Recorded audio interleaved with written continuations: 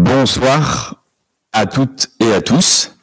Et merci de nous rejoindre encore une fois pour un de nos lives. Donc, c'est les Jours Heureux. C'est la 6e de notre émission qui est en direct du coup sur Facebook, sur YouTube et qui est ensuite un podcast que vous pouvez écouter sur toutes les plateformes de podcast. Donc ce soir, comme vous le savez, si vous avez lu ce qui est écrit sur Facebook, on va parler Palestine et on a intitulé cette émission « L'État de Palestine après Trump ». Alors pourquoi après Trump? Parce que même si les gouvernements américains précédents, depuis des décennies, n'ont jamais été très favorables à la Palestine et au peuple palestinien, le gouvernement Trump, lui, est allé encore plus loin dans quasiment la négation de l'État palestinien ou même des droits d'un peuple. Trump a, par exemple, coupé les fonds des États-Unis à l'UNRWA, qui était l'agence qui s'occupe des réfugiés palestiniens. Trump a officiellement installé l'ambassade des États-Unis à Jérusalem. Il y a eu le plan de paix, évidemment, de Trump, qui était un déni total du droit international et des droits inaliénables du peuple palestinien. Il y a eu aussi les relations diplomatiques que Trump a poussées entre Israël, le Maroc, Bahreïn, le Soudan et les Émirats arabes unis. Donc voilà, ça a été quand même très très difficile. Et maintenant, il n'est plus là. Biden est arrivé. Est-ce qu'on peut entrevoir quelque chose de plus positif? Et est-ce que, parce qu'on parle des États-Unis, mais évidemment, la question de la Palestine, il faut aussi parler de l'Europe, de la société civile. Et donc, c'est de tout cela que nous allons parler ce soir. Et pour parler, du coup, de tout cela, on a un panel formidable avec Sharon Veil, qui est maître de conférences en droit international à l'Université américaine de Paris et chercheuse associée à série Sciences Po Paris.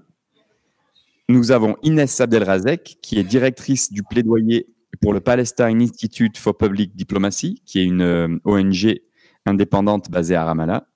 Et nous avons enfin Alain Grèche, qui est directeur du journal en ligne Orient 21. D'ailleurs, Orient 21 retransmet aussi cette discussion en direct. Alain, j'aimerais commencer par toi. Alors, on dit souvent tu travailles, tu es impliqué, tu recherches, tu écris sur la question de la Palestine depuis des années. Pour toi, quelque part en quelques minutes, qu'a représenté le gouvernement Trump et est-ce qu'on peut avoir un espoir, enfin, j'allais dire, dans le gouvernement Biden?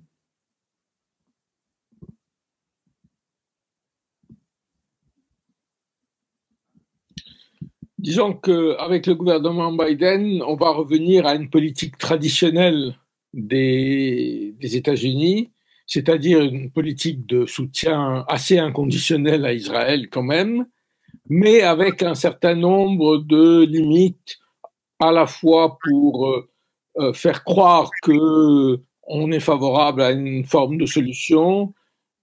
Il a réaffirmé son soutien à la solution des deux États, même si dans la réalité, il n'y a pas grande possibilité de l'appliquer. Mais ce qui est plus important, c'est qu'il a redégagé le financement de l'UNRWA, l'agence des Nations Unies pour les réfugiés palestiniens. Alors, c'était un point d'attaque très important israélien. Les Israéliens, depuis très longtemps, veulent fermer cette agence en disant qu'elle contribue à maintenir vivant le problème des réfugiés palestiniens, ce qui est vrai. Donc, le fait qu'ils aient repris le financement, ils ont rouvert ou ils vont rouvrir le bureau de l'OLP à Washington. Ils vont ouvrir un nouveau consulat général pour les Palestiniens, mais ils ne vont pas revenir sur la reconnaissance de la Jérusalem comme capitale d'Israël, où ils ont transféré leur ambassade.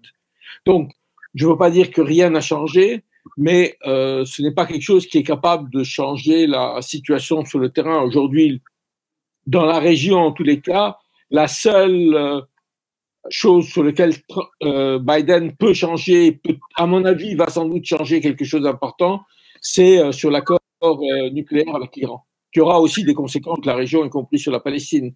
Mais je ne pense pas qu'au-delà de ça, il y ait un infléchissement qui amène à un début de négociation. Et il faut dire que même si les Américains imposaient un début de négociation aujourd'hui entre Israéliens et Palestiniens, et même si l'autorité palestinienne, ce qui n'est pas impossible, l'accepte, il n'y a aucune base pour une négociation aujourd'hui. Tellement les Israéliens, le gouvernement israélien, se situe totalement en dehors de la légalité internationale et totalement en dehors du minimum que les Palestiniens peuvent accepter. Et Dieu sait si Mahmoud Abbas est prêt, le président de l'autorité palestinienne est prêt à accepter beaucoup de choses.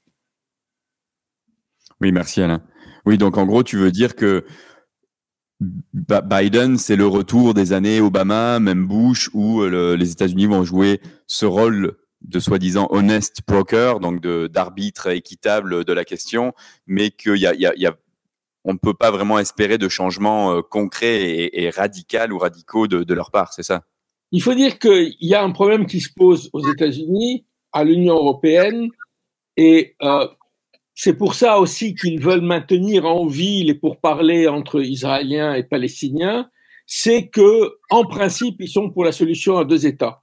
Or, tout le monde sait que cette solution aujourd'hui, elle est impossible sur le terrain, et que ni les États-Unis ni l'Europe n'ont de solution alternative, parce que la solution alternative, on en parlera tout à l'heure, celle qui se dégage sur le terrain, c'est qu'on vit sur Israël-Palestine dans une situation d'apartheid et que la seule lutte aujourd'hui qui compte, c'est la lutte pour l'égalité des droits entre tous les habitants qui vivent sur ce territoire. Alors ça, c'est une telle révolution intellectuelle, diplomatique, politique, qu'on voit mal les États-Unis et encore ni même l'Europe s'engager dans cette voie.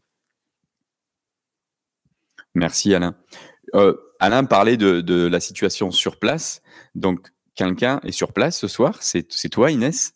Tu es à Jérusalem. Alain a parlé de... Peut-être qu'on y reviendra un peu plus tard, hein, l'éternel débat, solution à un État, solution à deux États, etc., qui n'est plus un débat, comme le disait Alain, mais malgré tout, qui est souvent présenté comme encore des solutions possibles. Moi, je voulais revenir sur une chose importante qui a eu lieu, parce que pour parler et pour travailler sur un problème et pour essayer de le résoudre, il faut savoir de quoi on parle. Là, ces quelques derniers mois, il y a eu un rapport de B'Tselem, qui est du coup la plus grande organisation des droits de l'homme en Israël, qui a dit aujourd'hui, il n'est plus possible de ne pas dire que ce qui se passe, ce n'est pas l'apartheid. Quelques mois plus tard, donc il y a peut-être une semaine ou 10 jours, Human Rights Watch, qui est une organisation internationale des droits humains les plus connues et réputées au monde avec Amnesty International, a aussi dit ce qui se passe en Israël, c'est l'apartheid. Je voudrais que tu reviennes un peu là-dessus, sur cette notion d'apartheid et sur la différence de ces rapports, parce que il y a des années, par exemple, John Dugard, qui était un envoyé spécial des Nations Unies au Conseil des droits de l'homme en Israël-Palestine, avait déjà fait un rapport sur l'apartheid israélien, mais se focalisait seulement sur la Cisjordanie. Alors, je vais un peu parler de ce qu'on avait fait, nous, avec le tribunal Russell sur la Palestine. Il y a, nous, maintenant 10 ans quasiment, lors d'une session en Afrique du Sud, au Cap, nous avions dit non, l'apartheid, c'est sur toute la Palestine historique, donc y compris Jérusalem-Est, etc. Et c'est bien de ça dont parlent ces rapports. Donc c'est ça qui est crucial à expliquer, c'est qu'on ne parle plus juste d'apartheid en Cisjordanie, c'est qu'on parle d'apartheid sur tout le peuple palestinien. Donc si tu veux dire deux mots là-dessus, merci. Oui, bonsoir et ravi d'être avec vous tous. Oui, en fait, je pense que clairement le problème aujourd'hui, et Alain l'a mentionné, c'est cette dissonance et cette déconnexion entre la réalité à la fois de terrain, la réalité politique de ce qui se passe, et le discours diplomatico-politique et le cadre dans lequel on met ce qui se passe en Israël-Palestine. Et c'est cette déconnexion, en fait, qui est un vrai problème, parce qu'en effet, je pense qu'il faut vraiment cette révolution dans le cadre politique. Et donc, quelque part, c'est le fait que des grandes organisations internationales, des ONG comme Human Rights Watch, disons, reconnaissent qu'il y a bien un état d'apartheid, un régime d'apartheid entre la mer Méditerranée et la rivière Jourdain est très important pour faire évoluer le discours et pour faire évoluer finalement la compréhension de ce qui se passe. Et donc, encore une fois, avec cette idée qu'il faut analyser de manière réaliste et réelle ce qui se passe pour pouvoir mieux lutter contre ou avancer vers des solutions justes et vers un futur où les droits des Palestiniens sont respectés et voilà, où il y aurait une solution qui permettrait le respect des droits pour tous. Et donc, qu'est-ce qu'on dit Human Rights Watch et B'Tselem? Ils ont dit, bon, déjà ce que disent les Palestiniens depuis des décennies, c'est-à-dire que ce ne sont pas les premiers. En revanche, il est vrai que lorsque des Palestiniens disent les choses ou analysent les choses, ils sont malheureusement toujours moins entendus, ou leur parole est considérée peut-être moins pertinente que celle d'Israéliens ou celle d'organisations internationales. Et en fait, ce qu'ils disent, c'est qu'en gros, il faut arrêter cette illusion qu'il y a d'un côté un régime palestinien qui serait donc les territoires occupés et de l'autre Israël qui serait une démocratie, puisque c'est un peu le mythe qui persiste, mais qu'en fait, il y a bien un régime où Israël a mis en place un système de domination systémique d'un peuple sur un autre. Et donc, on voit la carte à l'écran, mais pour ceux qui écoutent le podcast, finalement, il s'agit en fait de, même si c'est de manière très différenciée et fragmentée entre Gaza, Jérusalem, la Cisjordanie et Israël, il se trouve que dans n'importe quelle partie du territoire, lorsque l'on est NIT palestinien ou lorsque l'on est juif israélien, on a des droits inégaux et les juifs israéliens et d'ailleurs les juifs du monde entier ont plus de droits que les Palestiniens. Donc, un Israélien citoyen juif d'Israël a plus de droits qu'un Palestinien citoyen d'Israël. Un Palestinien de Cisjordanie a moins de droits qu'un colon de Cisjordanie, etc., etc. Et donc, ce que disent ces rapports, c'est qu'il y a bien une volonté de domination et de maintien de cette domination. Avec en plus des actes inhumains donc, qui sont considérés comme des crimes contre l'humanité et des crimes de guerre et des crimes contre l'humanité. Il faut bien voir que l'apartheid dans l'imaginaire collectif, c'est ce qui se passait en Afrique du Sud, mais le fait est que c'est aussi un crime qui a sa propre convention dans le droit international, et donc c'est un crime reconnu dans le droit international au-delà de ce qui s'est passé en Afrique du Sud. Donc, certes, on peut faire des parallèles avec l'Afrique du Sud, mais il y a aussi des différences. Ce qu'il est important de voir, et en effet, c'est très important de reconnaître justement que cela ne s'arrête pas au territoire occupé, mais que c'est le cas en Israël, c'est que finalement, on reconnaît aussi que le problème ne démarre pas en 67, mais bien en 48, voire avant. Le projet en fait colonial et l'État israélien finalement n'a jamais été une démocratie. De 48 à 66, par exemple, les Palestiniens d'Israël, ceux qui n'avaient pas fui ou ceux qui n'avaient pas fui la guerre et donc sont devenus des réfugiés, mais ceux qui sont restés étaient sous ordre militaire. Donc ça, c'est un des exemples. Les Palestiniens d'Israël ont aussi été maintenus délibérément par des politiques foncières, immobilières et de développement urbain dans finalement ce qui est 3% du territoire d'Israël. Et il est très difficile pour un citoyen palestinien d'Israël d'acheter ou de construire dans certaines villes ou d'étendre en fait le développement de certaines villes. Donc tout ça participe d'une politique qui, depuis 1948, veut faire en sorte qu'il y ait une majorité démographique juive et que les Palestiniens soient dehors, soient cantonnés donc à ce qui aujourd'hui finalement a été clairement réduit à des bantoustans, à des petits îlots finalement entourés de souveraineté israélienne. Et dans tout ça, finalement, l'autorité palestinienne et ce qui est le régime d'Oslo, en fait, ce qu'a créé les accords d'Oslo, a été finalement de permettre de maintenir ce statu quo et de donner cette illusion qu'il y a deux parties à forces égales, deux parties à égalité, qui pourraient négocier, deux parties à égalité qui devraient dialoguer, qui devraient faire la paix, et donc maintenir en fait cet équilibrisme est totalement contre-productif et permet en fait à Israël quelque part de ne pas être tenu pour responsable Et donc, on appelle éternellement à la tenue de négociations, alors qu'en fait, on a bien un régime qui viole les droits d'un peuple et l'autorité palestinienne qui fait partie, finalement, aujourd'hui, elle-même de ce système.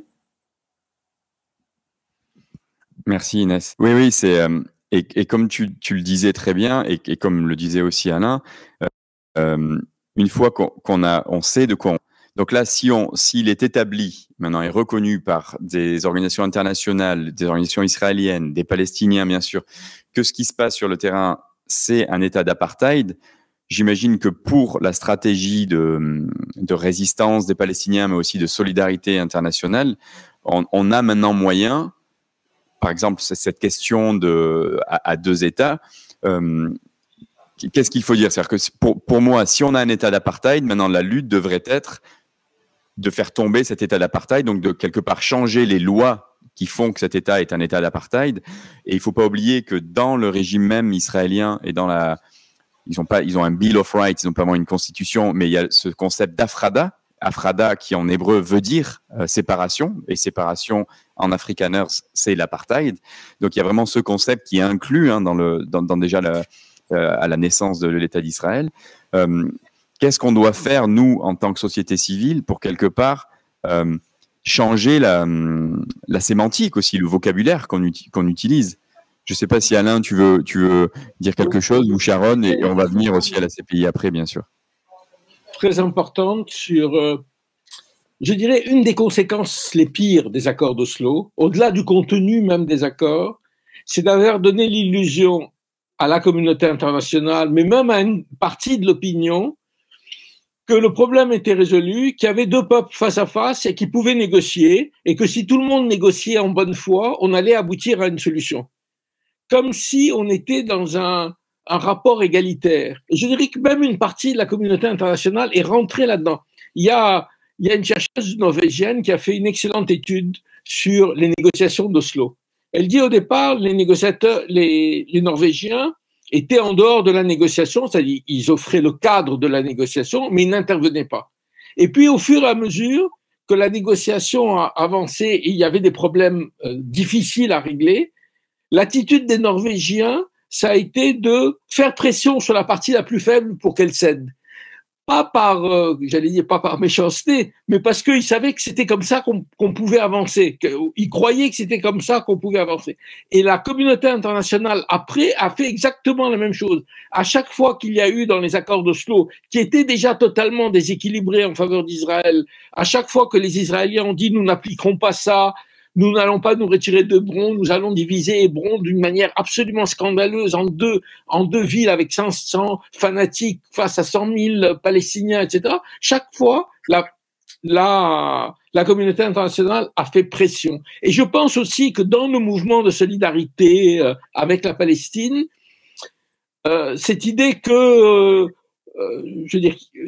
y a deux parties face à face et qu'il faut créer un rapport de force, me semble avoir été négative. Aujourd'hui, on en sort, heureusement, mais on n'est pas face dans une négociation entre même les Vietnamiens et les Américains. On est dans une négociation dans laquelle une des parties a tous les pouvoirs et en plus dit clairement ce qu'elle veut, c'est-à-dire l'annexion d'une partie importante des territoires occupés. Donc, on ne voit pas comment ça peut aboutir, surtout que parallèlement, ça c'est autre chose, c'est vrai beaucoup plus pour l'Union européenne que pour les États-Unis. L'Union européenne, pendant toute cette période, a renforcé, tout en disant qu'elle était pour les deux États contre la colonisation, a renforcé ses relations bilatérales avec Israël, c'est-à-dire qu'Israël a tous les avantages. Aujourd'hui, pratiquement, on peut dire qu'Israël est un État quasi membre de l'Union européenne, tellement il y a d'avantages pour l'Union européenne. Tout ça au nom de la lutte contre le terrorisme. Donc Israël n'a aucun intérêt à céder. Merci Alain. Je vais peut-être parler aussi, donc, avec toi, Sharon, d'un autre développement très important qui a eu lieu là, ces derniers mois. En gros, après 5 ans d'une enquête préliminaire de la Cour pénale internationale, comment on dit, la prosécutrice, comment on dit en français? Bon, en tout cas, Fatou procureur, la procureure de la Cour pénale. de la Cour pénale internationale a, du coup, en mars cette année, ouvert une enquête à propos de la situation en Palestine. Ce qui est quelque chose, encore une fois, après 5 ans d'enquête préliminaire, que beaucoup de militants, on va dire, de juristes, d'avocats et aussi, évidemment, de politiciens palestiniens espéraient. Qu'est-ce que ça veut dire, en gros, ce qui s'est passé là en mars 2021? Qu'est-ce que ça veut dire concrètement, ouvrir une enquête par rapport à la situation en Palestine? Merci, Franck. Est-ce que, avant de répondre à cette question, je vais peut-être faire un petit pont avec ce que vous avez parlé juste maintenant. Et justement, c'était intéressant aussi que tu as mentionné le tribunal Racel sur la Palestine, où tu dis, voilà, ça fait il y a 10 ans, nous on parlait déjà d'apartheid et d'une manière juridique assez précise quand même. Vous en avez parlé, je me souviens bien, avec des juristes, etc. C'était pas simplement voilà des engagements comme ça, c'était vraiment une approche juridique.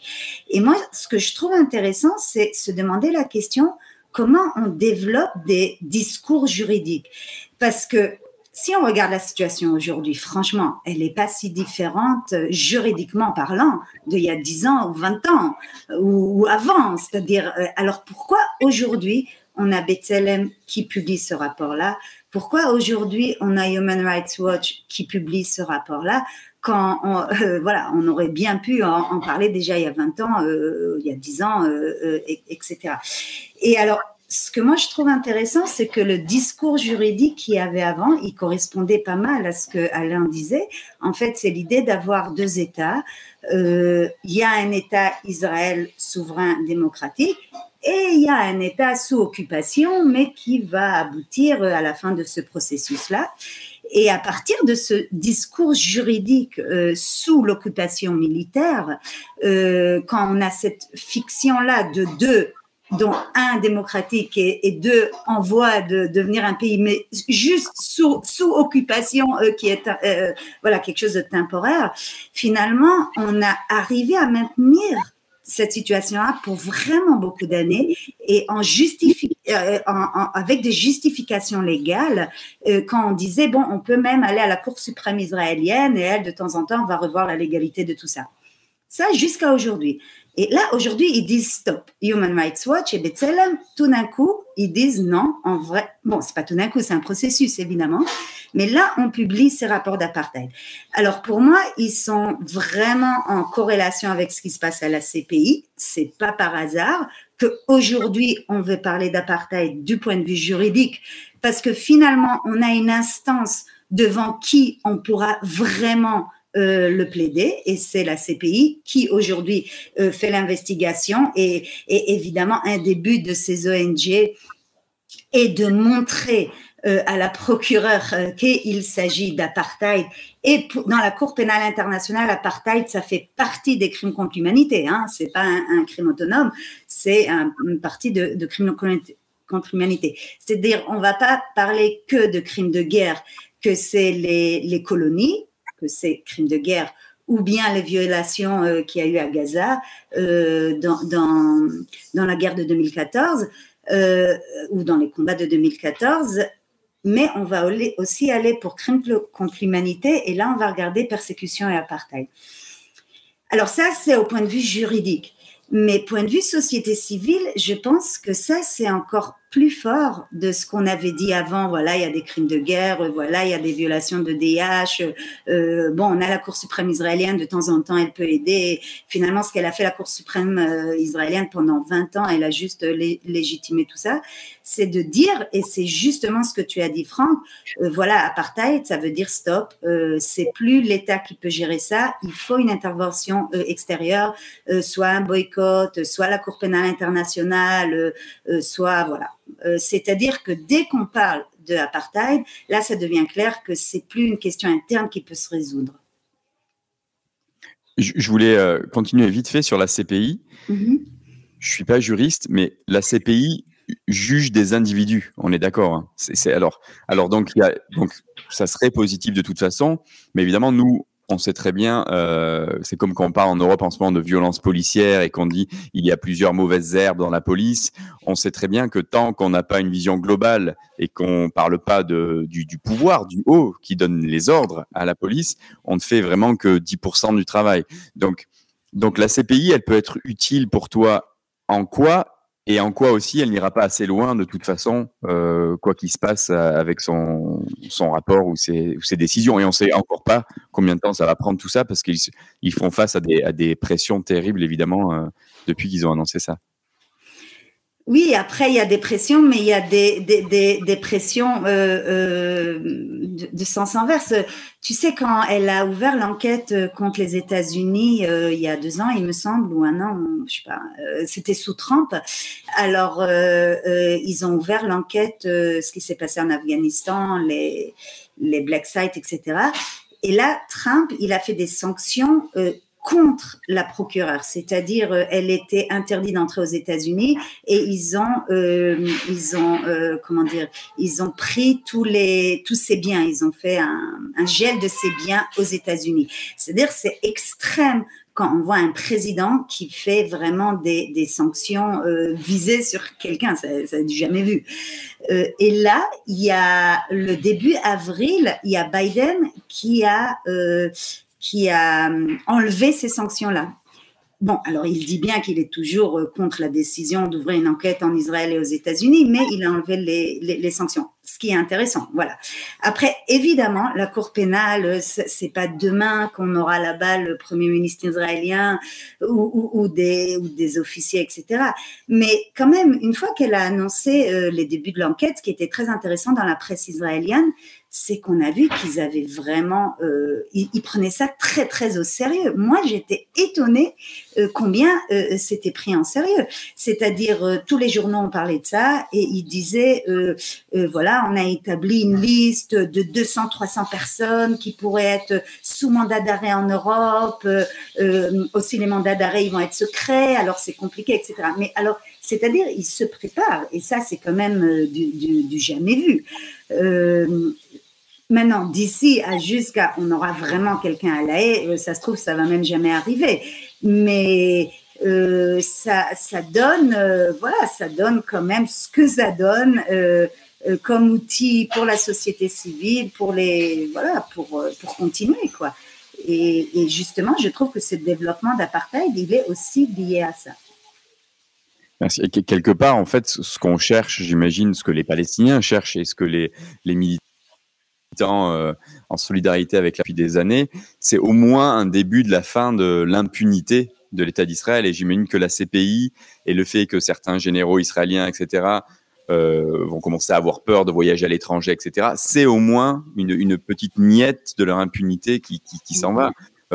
Tu parlais du tribunal Russell, il y a Daniel McOver, que tu connais bien, qui est un avocat juriste anglais de Lawyers for Palestinian Human Rights, qui a travaillé, lui, sur des mandats d'arrêt internationaux depuis des années. Il y a le général Almog, à l'époque, il y a eu Tzipi Livni, à un moment, qui n'a plus pu se rendre en Europe. Et on sait que c'est par ces outils-là que le mythe aussi s'effondre.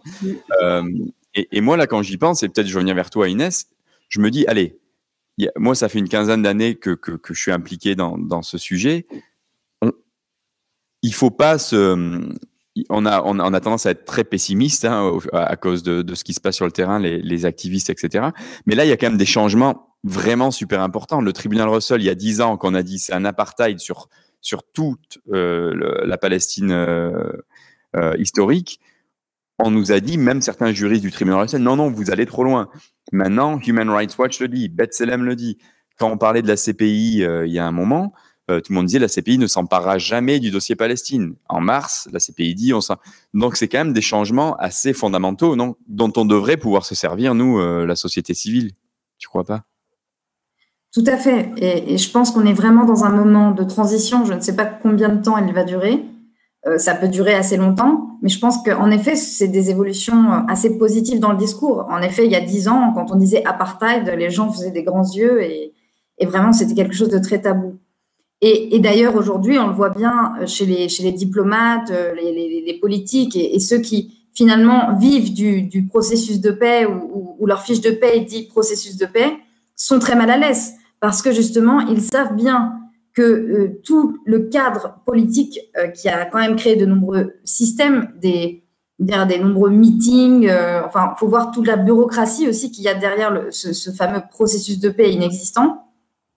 Et donc, aujourd'hui, ils savent bien qu'à la fois, cette solution à deux États, ils répètent un peu ça comme un mantra complètement vide, en fait, sans aucune soupape, ni de la réalité sur le terrain, ni politique. Mais par ailleurs, il n'y a pas encore la volonté politique, justement, de casser l'impunité d'Israël. Et je pense que c'est ça qui est au cœur des évolutions aujourd'hui. C'est vraiment ça. C'est à quand il y aura ce basculement de pouvoir mettre Israël face à ses responsabilités. Il y a eu des petites... il y a bien sûr des tentatives. Hein, en Irlande, par exemple, cette loi pour interdire le commerce avec les produits des colonies. Bien sûr, la CPI, là-dedans, pour moi, elle est fondamentale justement dans l'évolution du discours. Et en fait, cet engagement auprès de la CPI va permettre aussi d'avancer sur, on va dire, la normalisation politique d'enfin mettre fin à l'impunité de l'État d'Israël. Et donc, mais tout ça va prendre beaucoup de temps. Et c'est vrai que ce qui est en fait frustrant et au quotidien, et pour les Palestiniens aussi, et pour les mouvements de solidarité, c'est vraiment cette apathie politique et cette non-volonté justement d'agir. Mais je pense aussi que les tribus politiques changent. Donc, autant, on va dire que les années 90 et il y a 30 ans, lorsqu'il y a eu les négociations d'Oslo, on était vraiment dans cette ère diplomatique, hein, où c'était vraiment des diplomates qui allaient négocier avec des médiateurs étatiques, etc. Aujourd'hui, on voit bien que l'influence politique se joue avec justement la société civile, que ce soit les ONG des droits de l'homme, mais aussi les parlementaires et l'évolution, par exemple, du Parti démocrate aux États-Unis et du discours aux États-Unis se fait vraiment à la gauche du Parti démocrate, qui certes n'a pas encore l'influence politique nécessaire, mais qui a fait évoluer aussi avec eux certains lobbies, par exemple pro-Israël, qui eux-mêmes sont amenés à aller plus justement vers des positions où ils doivent remettre en question leur position sur les deux États. Et donc, je pense qu'il y a beaucoup d'acteurs politiques au-delà des diplomaties traditionnelles qui commencent à avoir plus d'influence. Et c'est là qu'il faut, je pense, vraiment mettre l'accent parce que à la fois, les diplomates n'ont pas la volonté politique ou le support de leur gouvernement, mais aussi parce que l'autorité palestinienne, qui est en fait le pendant, on va dire, politique de ces interlocuteurs-là, n'a pas encore fait le pas de transformer ses stratégies. Et donc, c'est l'excuse principale d'Israël de dire oui, mais regardez, finalement, l'autorité palestinienne et l'OLP continuent à appeler au respect des accords d'Oslo, aux négociations. Tout cela ne fait absolument aucun sens, mais finalement, ça permet à ceux qui ont le pouvoir encore de se maintenir au pouvoir. Et donc, on est vraiment dans cette farce et dans ce théâtre qui, malheureusement, est celui qui a le pouvoir et qui, pour l'instant, tient, mais jusqu'à quand? Merci Inès. Je voulais parler de l'autorité palestinienne un petit peu, parce que alors c'est toujours difficile, hein. Il y a quand même un oppresseur et un opprimé. L'autorité palestinienne fait partie des opprimés, mais malgré tout, elle joue un rôle, comme tu le disais Inès, et comme l'insinuait aussi Alain, depuis des années, qui est assez néfaste. Et je veux dire par là que j'ai l'impression, j'espère me tromper, mais je pense pas, que si demain, parce tous les présidents américains disent c'est moi qui vais résoudre le conflit, il s'appelle ça le conflit israélo-palestinien. Si demain Biden dit à Mahmoud Abbas, écoutez, on va recommencer les négociations, etc. Je pense que Mahmoud Abbas va recommencer les négociations, y compris avec un gouvernement israélien qui n'est plus d'extrême droite, mais je ne sais pas comment on peut appeler ça, encore plus d'extrême droite qu'il n'a jamais été. Et là, il y a un moment, on fait quoi? Je veux dire, on fait quoi? Vous, les Palestiniens font quoi parce que comme tu disais, l'autorité palestinienne permet aux États-Unis et à Israël de dire, regardez, même eux continuent à négocier. Et on sait très bien que ces négociations et ce statu quo, en gros, c'est la même chose comme tu disais, depuis 67. Et Israël vit de ce statu quo. Tant qu'il y a le statu quo, Israël gagne et continue à construire des colonies et continue à bafouer les droits du peuple palestinien. Donc, comment les Palestiniens, du coup, peuvent, et je veux bien l'avis de tout le monde, hein, d'Alain, de Sharon et de toi, Inès, parce que tu es palestinienne. Comment on fait dans ces cas-là? Si l'autorité, dans 6 mois, dit « Ah, on va se rasseoir à la table des négociations avec Netanyahou, s'il est Premier ministre, et Biden et le reste ». Donc, il est clair qu'il y a besoin d'un renouvellement du mouvement national palestinien. Après, je pense que ce qui est souvent, en tout cas mal compris, c'est où sont les obstacles. Et donc, encore une fois, tant qu'Israël maintient ce régime où elle contrôle finalement tant l'autorité palestinienne, les territoires palestiniens qu'Israël, et en gros a le pouvoir militaire et économique et politique sur les Palestiniens, cela met beaucoup d'obstacles au renouvellement du système politique palestinien. Mais il est clair qu'il faut un renouvellement du mouvement national. Et donc, ce qu'il faut pour arriver là, c'est plusieurs choses. C'est-à-dire, laisser la société civile respirer et faire en sorte de créer des conditions pour qu'il y ait des mouvements politiques ou une société civile démocratique qui émerge. Or, d'un côté, on a bien sûr donc l'occupation militaire qui a, on va dire, décimé et réprimé l'activisme politique quel qu'il soit, avec la complicité de l'autorité palestinienne aujourd'hui de plus en plus autocratique qui coordonne la sécurité avec Israël. Tout ça est prévu par donc, le régime d'Oslo. Donc, il est très difficile de se mobiliser aujourd'hui parce qu'on peut aller dans une prison d'Israël ou dans une prison de l'autorité palestinienne.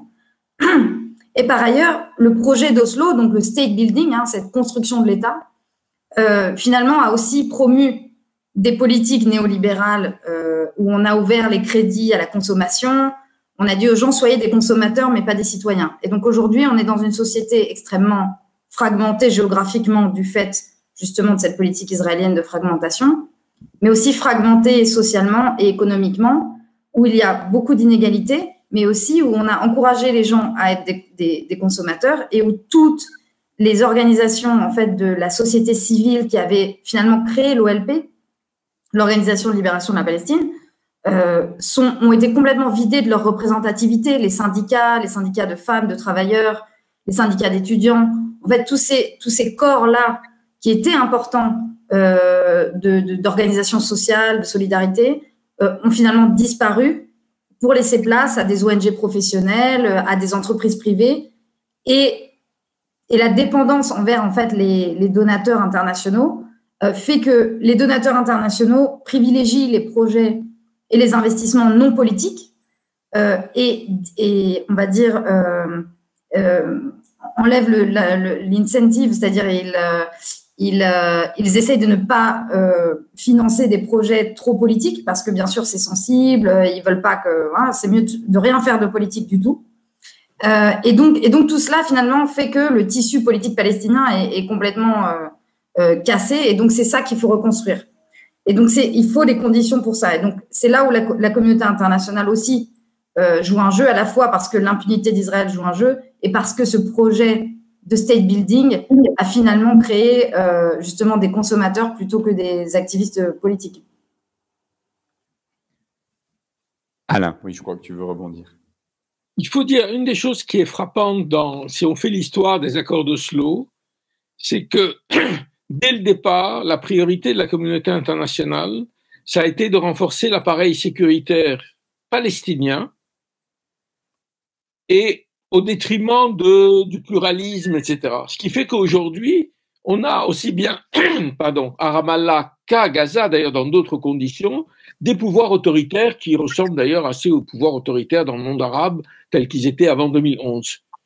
Et que, en fait, les pays européens qui se réclament de la démocratie, du pluralisme, etc., ont toujours privilégié l'idée, l'important c'est la sécurité, il faut assurer la sécurité, c'est-à-dire la sécurité israélienne, et pour ça on a besoin d'un appareil policier et militaire, enfin policier palestinien, massif, bien financé, etc.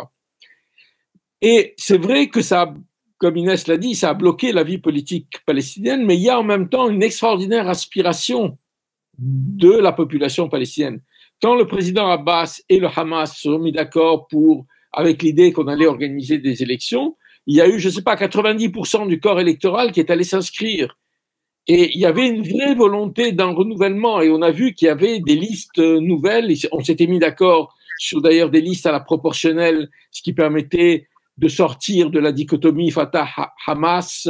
On a vu les divergences au sein du Fatah, etc. Il y avait vraiment quelque chose que le Abbas a bloqué. Je crois que réellement ni Abbas ni le Hamas ne voulaient vraiment ces élections, et je crois que la communauté internationale non plus. Il n'y a pas eu la moindre pression pour que ces élections aient lieu.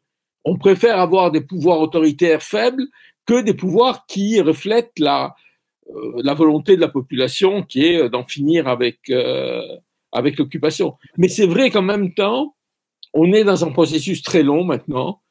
Disons, l'OLP, sous la forme où elle est née avant, mais surtout après 67, elle s'est développée, etc., elle s'est affirmée, elle est arrivée, je dirais, à une espèce d'impasse je sais pas. Et que là, il y a un vrai problème de projet, de savoir quel est le projet politique et comment on mobilise les Palestiniens et éventuellement une partie de la société israélienne sur ce projet commun. Là, il y a une crise, mais comme je dis parfois, si vous voulez, le problème de l'avenir du mouvement politique palestinien, c'est le problème des Palestiniens, c'est pas le nôtre. Dans le sens où nous, on n'a pas, je veux dire, à prendre position pour telle organisation. Nous, ce qu'on a à faire, c'est être solidarité avec un mouvement qui se développe concrètement sur le terrain, qui est le mouvement pour l'égalité. Et je trouve que cette idée de l'apartheid et l'idée, on lutte pour l'égalité des droits de tous ceux qui vivent sur le territoire historique de la Palestine, qui peut être contre en principe? Je veux dire, les droits d'un Israélien, les droits d'un Palestinien doivent être les mêmes. Et ça, c'est effectivement un combat qui est important. Nous, au niveau international, effectivement, aujourd'hui, la seule... Il y a deux choses qui sont importantes, à mon avis, pour le mouvement international. C'est d'accompagner ce changement de paradigme. C'est-à-dire qu'on sort de cette idée, maintenant, c'est deux peuples, il faut partager le territoire, etc., etc., et de montrer que c'est un paradigme, d'une certaine manière, qu'Israël même a tué, quoi, concrètement par la colonisation. Et de l'autre, on est pour des sanctions parce qu'on a affaire à des crimes de guerre, des crimes contre l'humanité, et qui sont inacceptables, que ce soit en Palestine ou ailleurs.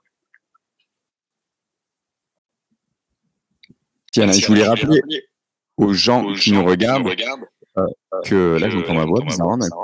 Que vous pouvez poser des questions d'ici, je sais pas quelle heure il est, d'ici une dizaine de minutes, on va prendre les questions du public virtuel. On parlait de projets politiques et de vision politique peut-être.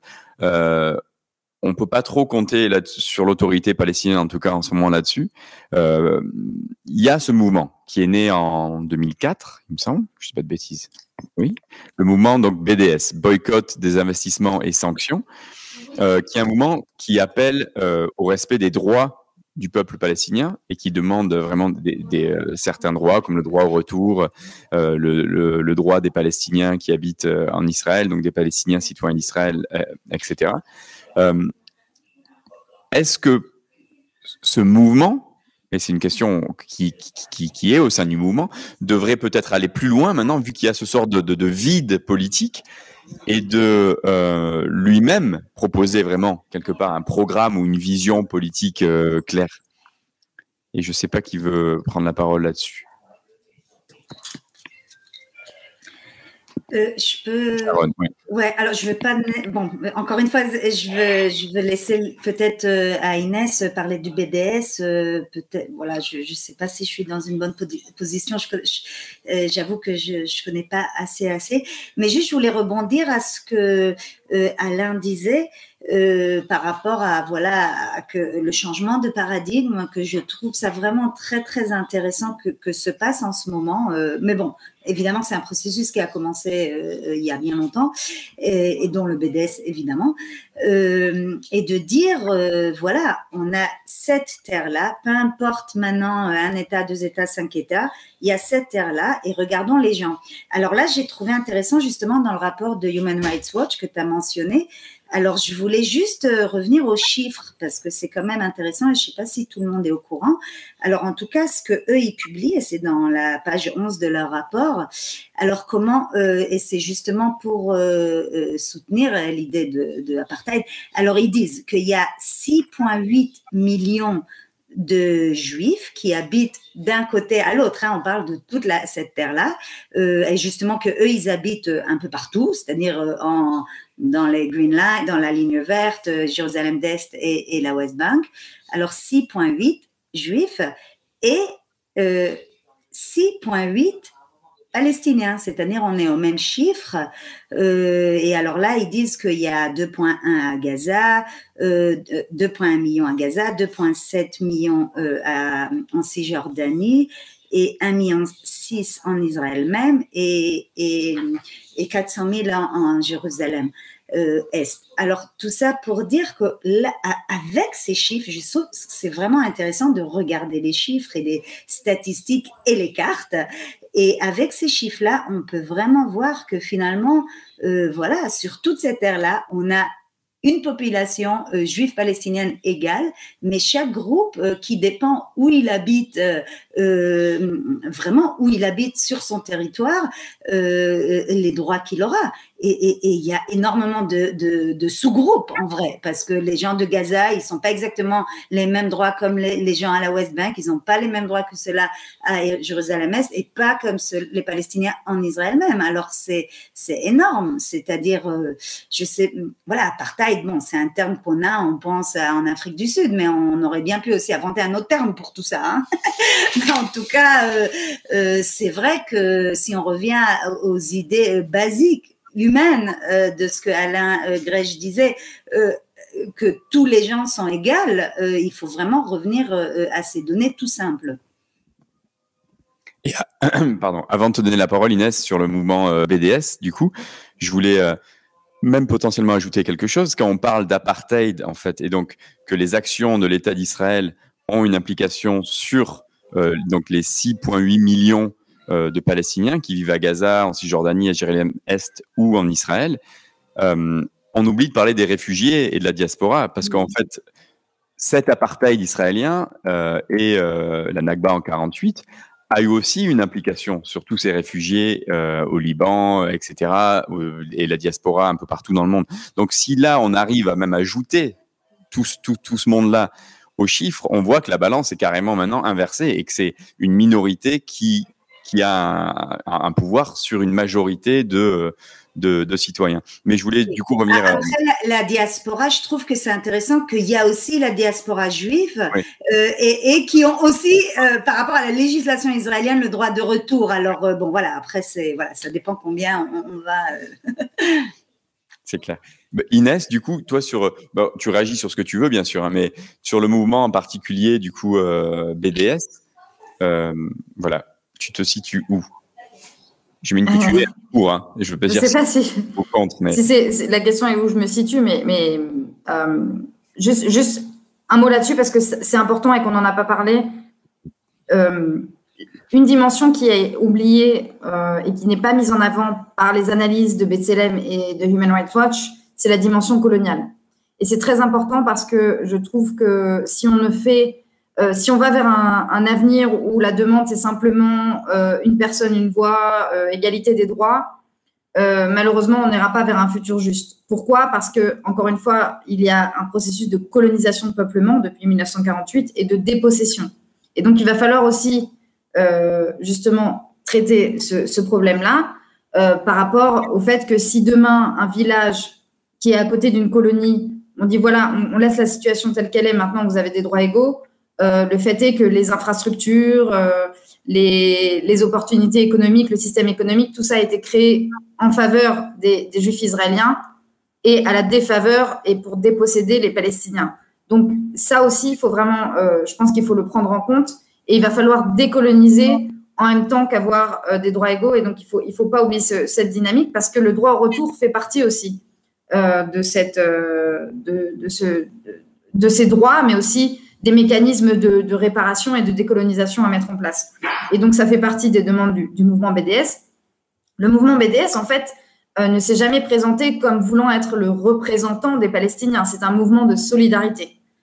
Donc c'est très clair et ils l'ont toujours dit qu'ils sont là pour mettre fin justement ou pour essayer de renforcer la solidarité et lutter contre l'impunité d'Israël. Et je pense honnêtement que les évolutions qu'il y a eu ces dernières années, BDS y a contribué. Donc beaucoup de gens disent oui, mais le boycott ça marche pas économiquement, etc.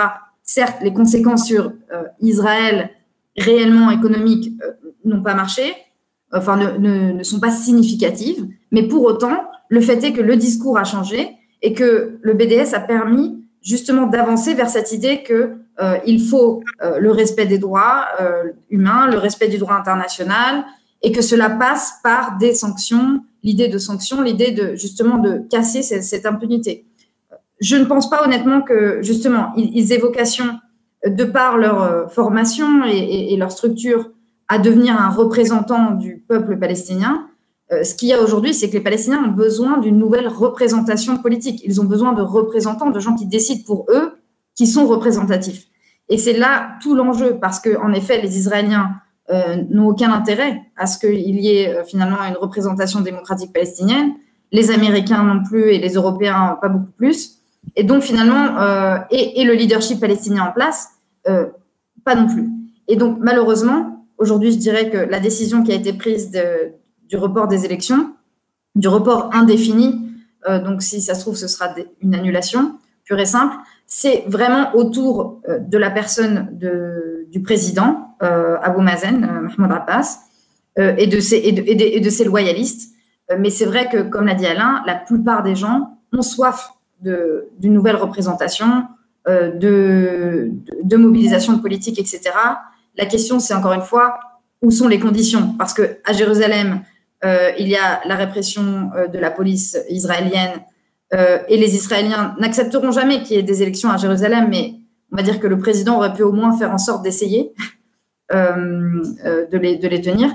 Et en Cisjordanie et à Gaza, encore une fois, la mobilisation politique est très compliquée. Donc, je pense que ce qu'il faut, c'est encore une fois que la solidarité internationale, c'est de continuer à appuyer sur essayer de lutter contre l'impunité d'Israël pour permettre aux Palestiniens de pouvoir respirer, parce qu'aujourd'hui, les ONG, les gens de la société civile dépensent leur énergie justement soit à pas aller en prison ou alors à pas être traités de terroristes ou à pas être traités d'antisémites lorsque c'est des gens qui sont à l'étranger ou qu'ils ne sont pas palestiniens. C'est souvent l'accusation automatique qui bloque tout débat et qui a créé un effet d'autocensure extrêmement grave. Donc voilà, donc je pense que BDS va continuer son chemin, la solidarité va continuer son chemin, mais aujourd'hui, c'est vraiment l'idée de comment on fait en sorte de laisser la société palestinienne et les Palestiniens à l'intérieur de la Palestine, mais aussi les réfugiés et la diaspora, de s'organiser et de pouvoir s'organiser politiquement.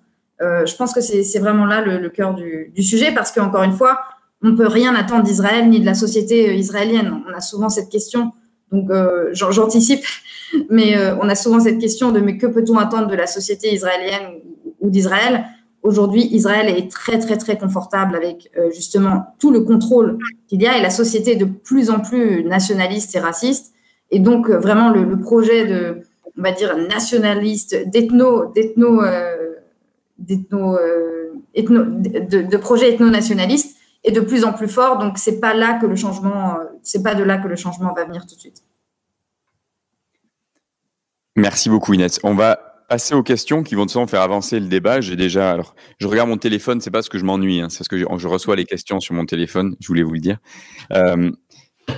Alors, il y avait une question qui avait un point par rapport à ce que tu parlais. Tu as parlé de quelque chose, de se faire taxer d'antisémite dès qu'on prend la défense du droit des Palestiniens à exister, en gros.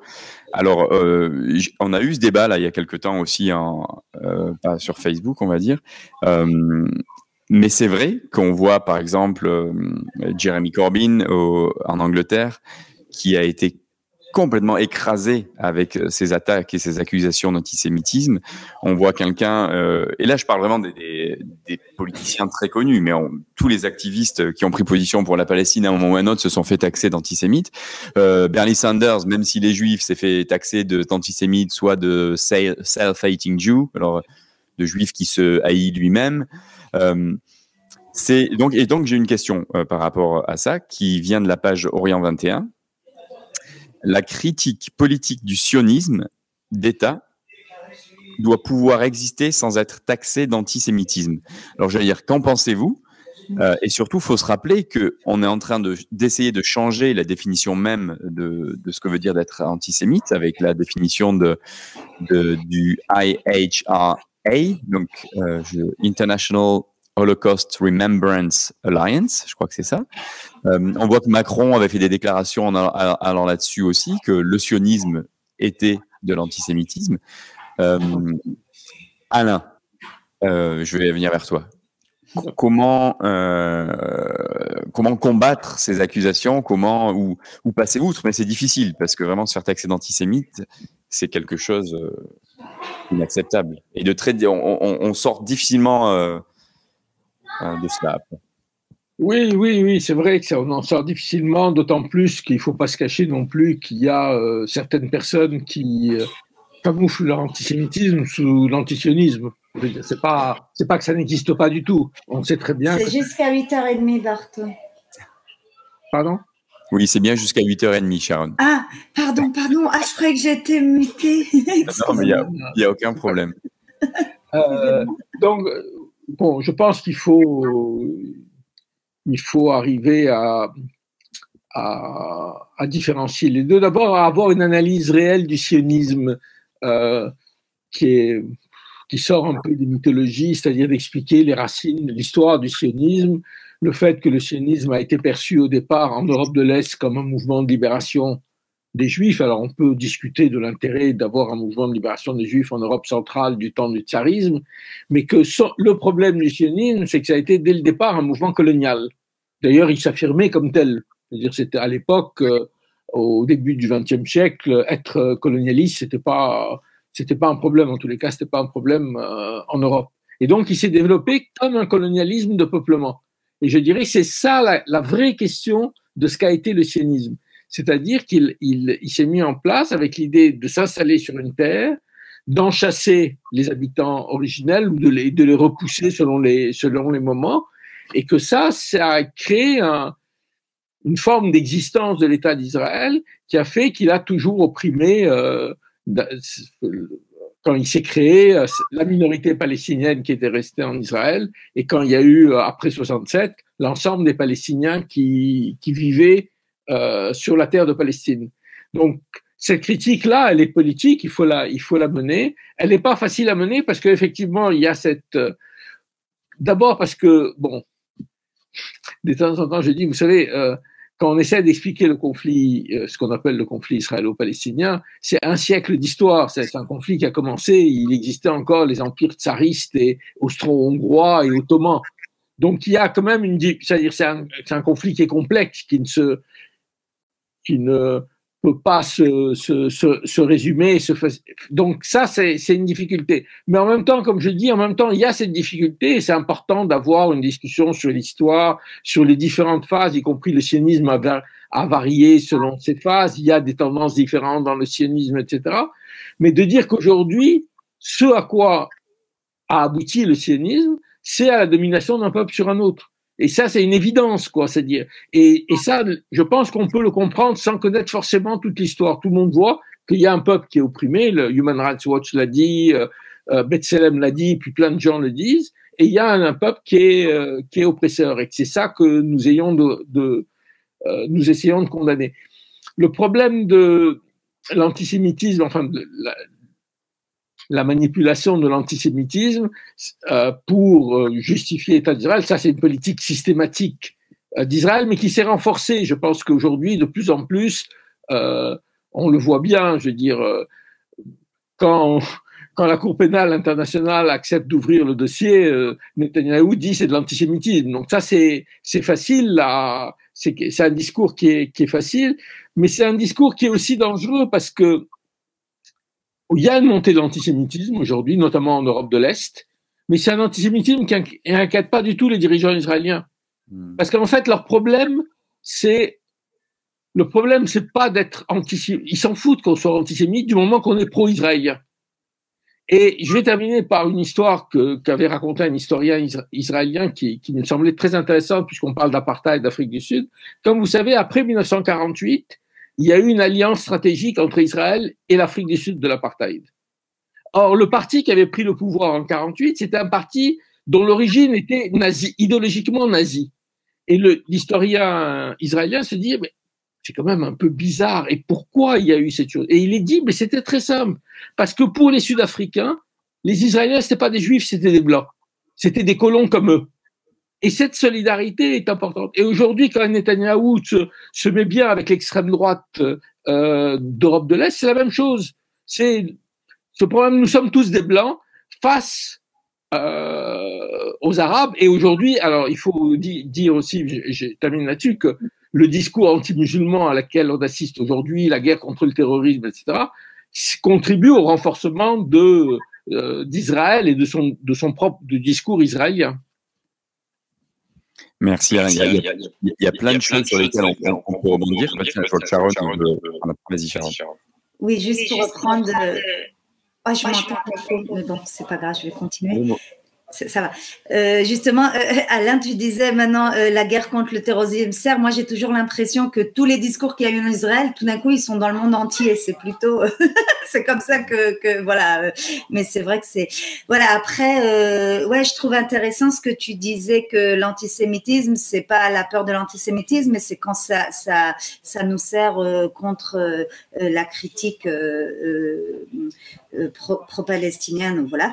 Mais je voulais quand même revenir au traumatisme du peuple juif, parce que c'est quand même aussi quelque chose qui existe. Alors, on est bien d'accord que, voilà, on parle de domination, etc., et tout ce qu'on est en train de dire, mais il y a aussi ce traumatisme collectif en Israël qui est fait du génocide qui était fait ici en Europe. Et voilà, et il faut quand même prendre ça en compte si on a envie aussi quand même de comprendre pourquoi des discours comme ça, ils s'empruntent si vite aussi dans la population, c'est-à-dire dans la population juive, j'entends. C'est-à-dire pourquoi Netanyahou peut dire la Cour pénale internationale est antisémite. Pourquoi ça va résonner pour les gens?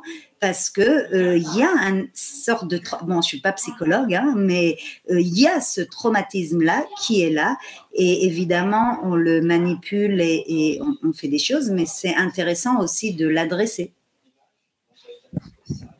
Merci Sharon. Alors on a parlé de plein de choses là. Je ne sais pas si tu veux réagir. Moi je voulais te poser une question. Alors si tu veux réagir, tu peux réagir, mais j'ai une question en plus pour toi. Alain disait expliquer la question palestinienne ou le conflit israélo-palestinien à quelqu'un qui ne saurait pas de quoi il s'agit, c'est très complexe. Mais j'aimerais bien savoir si toi, tu pourrais renverser cette question et dire non, au contraire, c'est pas complexe. Parce qu'en fait, ce qu'on nous sort à chaque fois, c'est ce qu'a dit Alain. Quand on veut parler du conflit israélo-palestinien, on nous sort, moi je peux pas parler de ça, c'est un truc ad vitam aeternam, ça fait 3000 ans que ça existe, c'est entre juifs et arabes, voilà, ça m'intéresse pas parce que c'est trop compliqué. Alors, c'est une question peut-être difficile, mais alors, toi, si tu devais expliquer le conflit israélo-palestinien aujourd'hui à un martien qui arriverait de Mars, qui n'aurait jamais entendu parler de cette chose-là, tu dirais quoi? Question pas facile, en effet. Mais non, je suis d'accord complètement. Hein. Moi, j'ai des interlocuteurs internationaux, c'est mon travail, et c'est vrai qu'il y a toujours cette idée que voilà, c'est mon Dieu, c'est deux peuples qui n'arriveront jamais à s'entendre. Et encore une fois, je pense que c'est basé sur une série de mythes et en fait d'idées reçues qui sont très persistantes. Tout comme Israël serait l'unique démocratie du Moyen-Orient et ce genre de mythes. Et donc, en effet, je pense qu'il y a une manière en tout cas décomplexifier ou en tout cas d'essayer d'expliquer la réalité face à laquelle on est. Et c'est pour ça que des concepts ou des idées comme l'apartheid permettent, je pense, de faciliter la compréhension.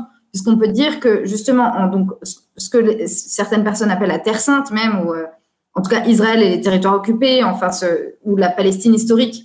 Donc, voilà, c'est cette terre entre la rivière Jourdain et la mer Méditerranée, où il y a deux peuples qui vivent et où il y a la domination d'un peuple sur un autre. L'histoire fait qu'on en arrive là, avec le mouvement de colonisation et tout ce que ça a engendré. Donc, clairement, si on regarde sur le temps long, il y a plein de choses à dire, mais je pense que pour décrire une réalité et aussi pour avancer et pour déconstruire, je pense qu'il y a beaucoup à déconstruire certains mythes ou cette peur que tout ça est trop complexe, il faut vraiment démarrer par voilà la réalité aujourd'hui.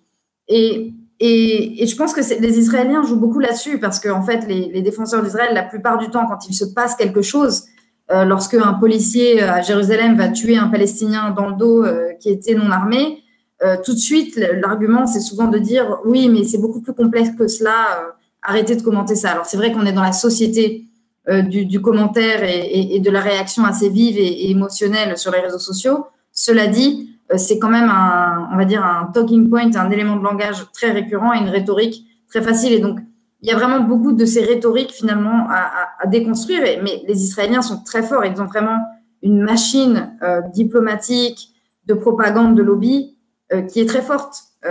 C'est certain. Je veux dire, il y a des organisations qui défendent la politique d'Israël coûte que coûte, qui sont très bien financées, qui sont très bien connectées. Et donc, ces organisations-là qui, en plus, souvent ont des relations avec le gouvernement israélien directement, contribuent à renforcer ces éléments de langage de manière systématique, ce qui fait qu'après, c'est un peu plus difficile de les déconstruire. Et je ne vais pas, sur la question de l'antisémitisme, je ne vais pas rajouter beaucoup, mais je dirais que je pense que c'est en effet lié aussi, comme ils l'ont déjà dit Sharon et Alain, à la conjoncture aussi politique internationale, la guerre contre le terrorisme, l'islamophobie et on va dire tout l'environnement que ça donne. À la fin, nous, les Palestiniens, on est vus comme des Arabes et des musulmans. Et il y a une vraie réalité derrière. Par exemple, en Allemagne, c'est très clair. Nous, on a des interlocuteurs allemands. On est mis dans ce paquet réfugiés, arabes, musulmans. Et donc, les politiques israéliennes, comme l'a dit Sharon, aujourd'hui, le modèle israélien s'exporte très bien. J'ai entendu une émission sur France Culture l'autre jour où c'était totalement normal, une émission qui était très bien par ailleurs sur la cybersurveillance, mais où c'était totalement normal de dire que c'est vraiment génial d'adopter le modèle israélien où les startups de la cybersurveillance sortent directement de l'armée israélienne et d'une unité d'élite 8200 et que ce serait un modèle à suivre. Alors que les startups sortent directement d'un régime qui viole les droits de l'homme au quotidien et où les technologies sont testées pour violer les droits de l'homme. Et c'est ça contre ce quoi il faut lutter. Et je pense que la question aussi, c'est par rapport à l'antisémitisme, c'est vraiment de recentrer la lutte contre l'antisémitisme d'un point de vue européen, comme la lutte contre toutes les formes de racisme, et c'est très important. Mais aussi, à côté de ça, je pense qu'il ne faut pas hésiter à confronter cette fameuse idée d'importation du conflit israélo-palestinien qu'on entend et sur laquelle Israël joue énormément et qu'elle n'hésite pas à pousser. Mais justement, à force de l'importer, je pense qu'il faut confronter cette idée pour détacher les deux, pour détacher à la fois le réel antisémitisme et la haine contre les Juifs qui existent et ce que fait Israël. Merci Inès. Et je voulais rappeler quelque chose. Tu parlais de l'Allemagne. Il y a un rapport qui est sorti, qui a émané des services de renseignement allemands, qui disait que en 2020, je crois, la menace domestique, donc principale au niveau terrorisme allemande, c'était l'extrême droite, donc le fascisme d'extrême droite, qui est principalement blanc. Bizarrement, c'était dans The Guardian, donc c'est un grand journal, mais c'est quand même des rapports qui passent souvent inaperçus. Mais on le sait, en Europe aujourd'hui, les services de renseignement le disent très bien. La plus grande menace terroriste, c'est le nationalisme d'extrême droite, avec des chiffres à l'appui. C'est pas les musulmans. Je voulais Et oui, et par contre, voilà, cette importation, alors je dis pas l'importation du conflit, mais l'importation des techniques de surveillance, de terrorisme urbain, comme ça, israélienne, moi, c'est quelque chose qui me choque à chaque fois. Je sais que quand il y a eu la série d'attentats terribles en France, Bataclan, Nice, etc., alors je crois que c'était sur France Inter, à chaque fois, il disait, ben écoutez, il y a un pays qui fait très bien ça, le terrorisme, lutter contre c'est Israël. Donc, on va parler à cet expert israélien. Et à chaque fois, on nous amenait là-dessus en nous expliquant. Et moi, c'est ce que je dis, c'est qu'aujourd'hui, pour moi, Israël n'est pas une démocratie, mais peut-être qu'en fait, Israël, est le nouveau modèle qu'on veut donner à nos démocraties. Ça veut dire que bientôt, on pourra tous s'appeler démocratie, mais on sera une démocratie à l'Israël, on va dire. Mais j'arrête de parler parce qu'on a des questions. Alors, je voulais poser une question peut-être à toi, Sharon, et elle vient de quelqu'un que j'aime beaucoup, donc je vais lui passer bonjour. Je pense que je suis pas le seul à la connaître ici. C'est Claude Léostic, qui est à Paris et qui est une militante pour les droits du peuple palestinien depuis des années. Bonjour Claude, et merci pour ta question. Elle demande, Claude, et elle est où sa question? Voilà. Est-ce que les difficultés de Netanyahou à former un gouvernement et donc à rester Premier ministre, peuvent potentiellement l'amener devant la CPI. Donc, est-ce qu'il aurait une sorte d'immunité tant qu'il est Premier ministre? Et une fois qu'il l'a plus, est-ce que potentiellement, ça serait quelqu'un qui pourrait être un jour amené devant la CPI? Oui, merci pour cette question. La réponse, elle est plutôt simple. Il n'y a pas d'immunité devant la CPI. Voilà, on peut être président, Premier ministre. D'ailleurs, on a eu des tribunaux internationaux qui ont jugé. Ouais, non, ils étaient plus en. Non, mais il n'y a pas d'immunité. Ça, c'est seulement au niveau national qu'on a ce problème-là. C'est-à-dire que si, à travers la compétence universelle, c'est les cas que Franck a mentionné avant, si on veut aller dans un tribunal en France ou en Angleterre ou en Espagne ou peu importe, poser une plainte, alors là, c'est vrai qu'on a des problèmes d'immunité, mais au niveau international, voilà, l'immunité ne joue pas. Merci. Voilà pour ta réponse, Claude, si tu es encore en train de nous regarder. On a une autre question, et ça revenait à ce que tu disais, je crois, Inès, par rapport est-ce qu'on peut attendre quelque chose ou est-ce qu'on doit attendre quelque chose de la société israélienne juive, du coup, pas des Palestiniens d'Israël. Donc, une question de Marité qui demande est-ce qu'il y a en Israël des citoyens contre la spoliation des biens palestiniens? Est-ce qu'il y a encore donc une vraie gauche en Israël? Et peut-être qu'Alain aussi voudra compléter. Mais je te laisse commencer, Inès, si tu veux. Je ne sais pas si laisser cette réponse sur la société israélienne à Sharon, peut-être, mais... Oui, n'importe qui. Hein. Ça, c'est... Je pense que Alain sera le... Moi, ça fait longtemps que je suis un peu flou, sinon. Bon, alors, Alain démarre. C'est sûr que la montée de la droite la plus extrême en Israël est quand même un fait politique maintenant marquant, qui s'est installé, je dis, il y a une hégémonie qui s'est accompagnée aussi de l'effondrement de la gauche type Parti travailliste, la paix maintenant, qui avait quand même des positions, il faut le dire, malgré les louanges qu'on leur tressait ici, ils ont appuyé les guerres contre Gaza, donc la gauche s'est effondrée. Ce qui s'est développé, c'est un peu de lutte contre dans la société civile, une partie de la société civile très minoritaire, mais dont B'Tselem est un excellent exemple.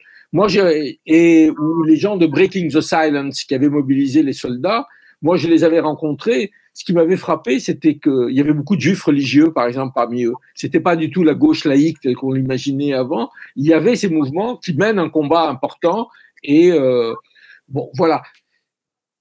Je dirais que là où il y a une vraie question, c'est que l'avenir suppose quand même que la société israélienne évolue. Alors comment elle peut évoluer, c'est autre chose.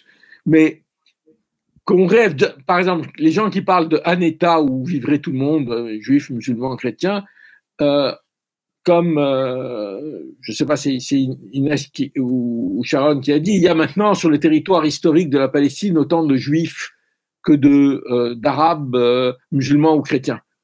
Donc on ne peut pas imposer à la moitié de la population contre la moitié de la population. Donc, il y a des évolutions à avoir, c'est-à-dire qu'il y a de faire prendre conscience, de faire évoluer ces positions. Alors, c'est comment la société va évoluer. On a l'exemple de l'Afrique du Sud qui est différent, mais c'est vrai que les sanctions ont joué un rôle, c'est vrai que des raisons économiques ont joué un rôle, c'est vrai que, bon, voilà, il y a BDS qui peut jouer un rôle, moins, comme je crois que Sharon a dit, ça n'a pas d'effet au sens économique maintenant, mais ça a un effet politique et psychologique, etc. Donc, c'est là-dessus qu'il faut essayer de s'appuyer sur ces fractions de la société pour qu'elle se développe, quoi. Sharon, oui. Juste rajouter vraiment une petite observation que peut-être quand on dit la société israélienne, alors à qui on pense? On pense qui, les sociétés israéliennes? Mais moi, je pense que justement, les Palestiniens d'Israël, ils ont un rôle très important. Je sais pas, pour moi, c'est ça l'espoir, on va dire. Et quand je vois plutôt les jeunes qui sont maintenant voilà, qui vont à l'université, tout ça, il y a toute une nouvelle génération, on va dire. Je sais pas, ça fait longtemps que je suis pas là-bas, mais moi, en tout cas, je vois des jeunes Palestiniens d'Israël qui peuvent faire vraiment une très belle politique et ils ont tous les outils quand même d'accès à la politique en Israël et peut-être c'est eux qui peuvent un peu faire ce lead-là avec la gauche juive de avant. Et peut-être c'est à eux de prendre ce lead-là même dans Israël et ça peut être très intéressant.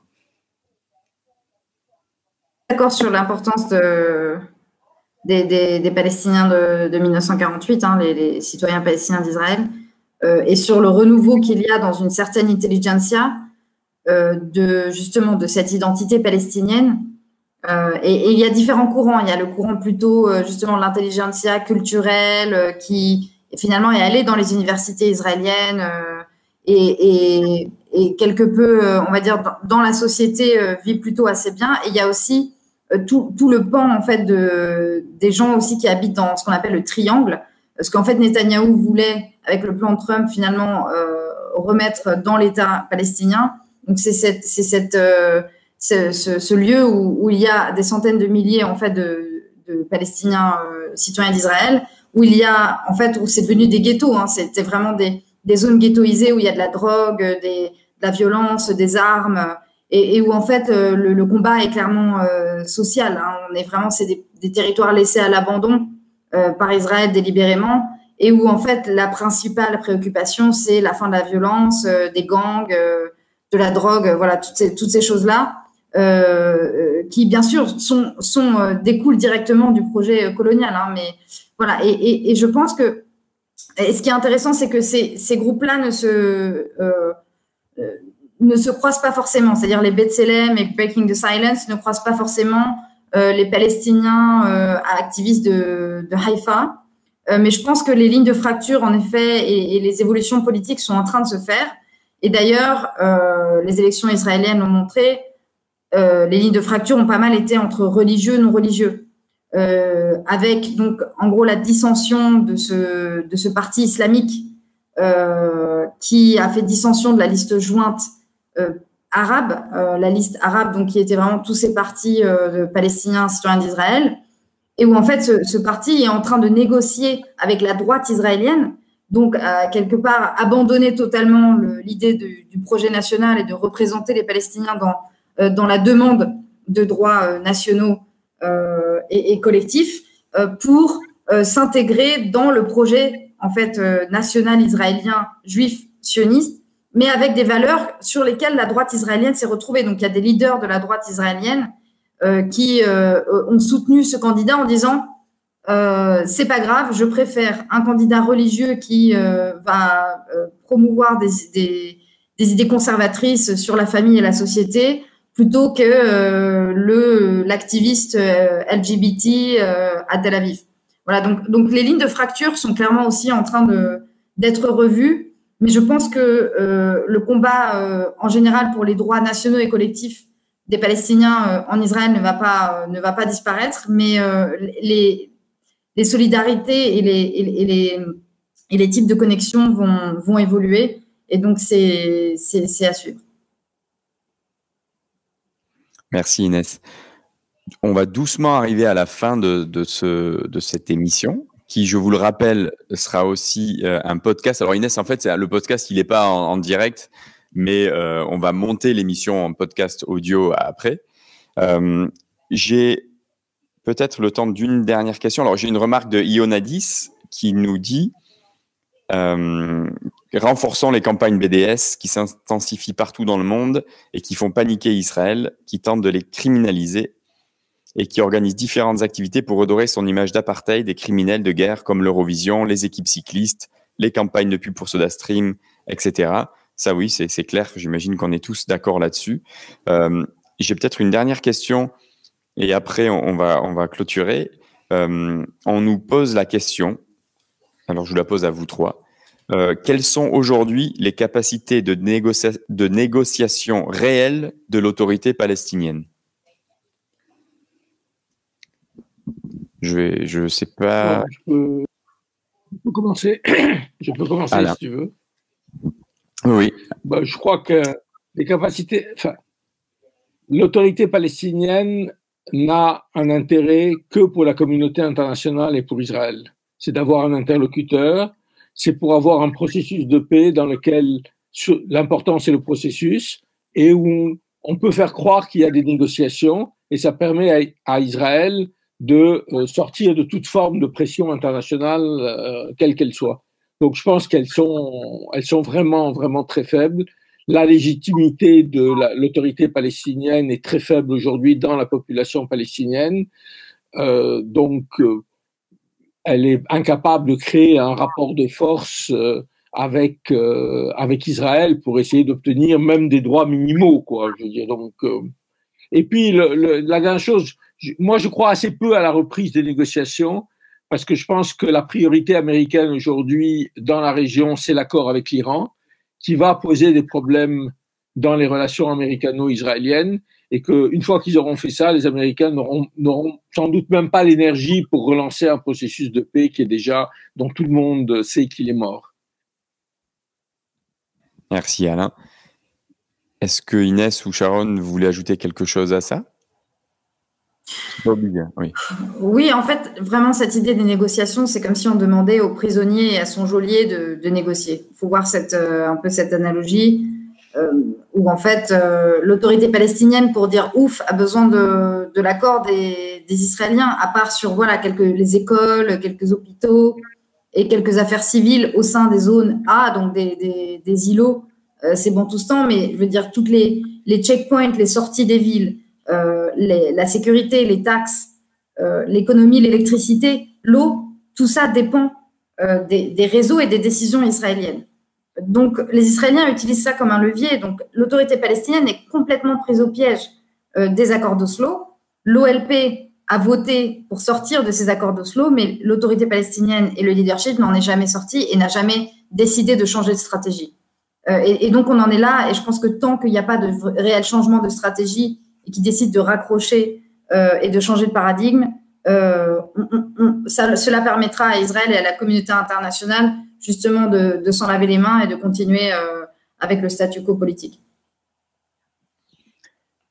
Merci Inès. Écoutez, c'est quasiment la fin. Alors, ce que je vous propose, avant que je dise conclusion, si on a vraiment, ou j'ai vraiment oublié quelque chose, on a oublié de parler d'un truc super important, je propose un dernier petit tour de table, mais tour d'écran. Et sinon, vous pouvez faire coucou à vos amis. Non, mais voilà, si vous avez quelque chose à dire en conclusion, allez-y, je vous laisse 1 minute chacun et après, moi, je conclurai vite fait. Voilà. Peut-être, j'avais pensé que ça peut être intéressant de regarder la définition du crime d'apartheid comme elle est inscrite à la Cour pénale internationale parce que peut-être pas tout le monde la connaît. Alors voilà, je vais juste la lire. Alors, par crime d'apartheid, on entend des actes inhumains commis dans le cadre d'un régime institutionnalisé d'oppression systématique et de domination d'un groupe racial sur tout autre groupe racial ou tous autres groupes raciaux et dans l'intention de maintenir ce régime. Voilà, ça c'est la définition de apartheid dans les crimes contre l'humanité. Et il faut savoir que groupe racial, c'est pas seulement la race, mais la définition elle est beaucoup plus large. Ça peut inclure aussi des groupes ethniques, nationaux, etc. Voilà. Merci Sharon. Non, mais c'est bien des fois de rappeler des choses comme ça, parce que ça rend les choses beaucoup plus claires en fait. Donc merci. Inès.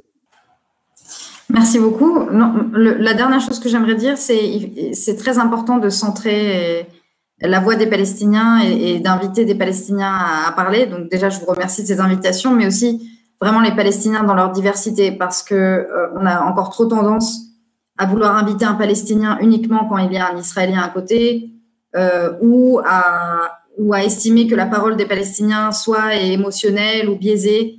Voilà, donc c'est vraiment important parce que les Palestiniens sont les premiers à faire l'expérience et à connaître directement la situation sur le terrain et la situation tout court. Et donc, je pense que c'est un point important dans toute action ou activité. Merci. Merci Inès. Alain, si tu as... Oui. Il y a deux choses dont on n'a pas parlé. Bon, on ne peut pas parler de tout. On n'a pas parlé de la question de la normalisation d'Israël avec les pays arabes. Ça aurait été intéressant parce que ça aurait permis de voir quel est l'état de l'opinion arabe par rapport à la question de la Palestine. L'autre chose, on en a parlé un peu, mais c'était aussi c'est-à-dire, moi, je trouve qu'un des arguments avancés dans cette question, c'est que la Palestine est aujourd'hui la dernière question coloniale ouverte, c'est-à-dire qui n'a pas connu le début d'une solution. Et tous les autres pays ont obtenu l'indépendance nationale sous une forme ou sous une autre. Bon, il y a le problème un peu à part du Sahara, mais c'est le dernier cas de décolonisation. Et majeur de décolonisation. Et je trouve que c'est quelque chose dont il faudrait un jour discuter parce que ça a été une colonisation de peuplement. Toutes les colonisations n'ont pas été des colonisations de peuplement et que ça a eu des conséquences. Mais bon, on peut pas évidemment discuter de tout en 1h30. Et merci à toi pour l'invitation et la possibilité de parler. Non, mais merci. Et c'est crucial, je trouve, ce que tu viens de dire, Alain. Je pense que Orient 21 devrait organiser une fois où on peut tous se retrouver autour d'une table, parce qu'on en a assez de ces zooms et de ces petits carrés là d'écran, organiser une grande conférence sur ce sujet, ça serait magnifique. Et je dis Orient 21, je plaisante, on fera ça à plusieurs, mais c'est vrai que c'est vraiment très important. Mais juste, alors, une petite information, Orient 21 va publier la semaine prochaine un petit livre avec les éditions Libertalia qui reprend le texte de Fatah de 1970 qui s'appelait La Révolution palestinienne et les Juifs, qui a été la première formulation par les Palestiniens de l'idée d'un État démocratique où vivraient ensemble juifs, musulmans et chrétiens. Et il nous a semblé intéressant de publier ce texte. J'en fais une longue présentation au moment où justement la solution des deux États apparaît comme de plus en plus illusoire. Ben on va. Ça sort quand, tu disais, Alain? Bientôt, c'est ça? Dans quelques jours. Ok, c'est sous presse. On va garder les yeux ouverts. Donc, ben voilà, c'est fini. Donc, merci à toutes et à tous déjà de nous avoir suivis ce soir sur les différentes pages sur lesquelles ce live a été retransmis. Merci évidemment à Inès, à Sharon et à Alain. C'était passionnant, très intéressant comme d'habitude. Moi, je voulais rappeler, parce que je suis à Bruxelles, qu'il y a des actions, évidemment, qui se passent en solidarité avec le peuple palestinien, dont une action ici à Bruxelles le 29 mai qui s'appelle Via Vélo Palestina. Donc voilà, on va faire un tour en vélo autour de la ville de Bruxelles et il y aura à la fin des prises de parole, etc. Ça se déroule donc le samedi 29 mai de 11h à peu près du matin à 16h. Et vous trouverez les informations sur le site Via Vélo Palestina. Je crois que c'est .be ou .com. En tout cas, tapez Via Vélo sur Google et vous le trouverez. Je rappelle que donc les jours heureux, ça c'était la 6e. Dans 15 jours, il y aura la 7e. Et ça sera en version podcast d'ici peu. Et puis voilà, c'est tout, je crois. Merci beaucoup. Merci à Victor et à Davidé qui sont en régie et qui ont fait un super travail. Et voilà, à très bientôt. Merci encore et bonne soirée à vous trois. Merci. Au revoir. Au revoir.